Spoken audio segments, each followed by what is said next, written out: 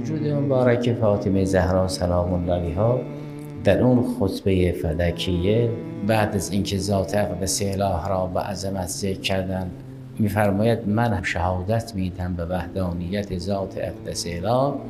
این شهادتی که صدیقه کبری سلام الله علیها میدهد که من شهادت میدم به وحدانیت خدا، ناظر به همان است که در اوائل سوره مبارکه آل عمران شهادت اولوالعلم را ذات اقدس اله در کنار شهادت خود ذکر کرد.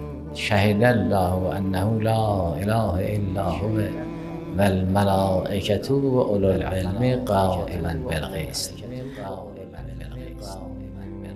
می‌فرماید خدا به وحدانیت شهادت میدهد، یک، ملائکه به وحدانیت خدا شهادت میدهند، دو، اولوالعلم عالمان دین به وحدانیت شهادت میدهند، سه، صدیقه کبری سلام الله علیها به عنوان بارزترین مصداق اولوالعلم شهادت به وحدانیت میدهد، همانطوری که ملائکه شهادت میدهند و همانطوری که ذات اقدس اله در مقام ظهور و فعل شهادت میدهد.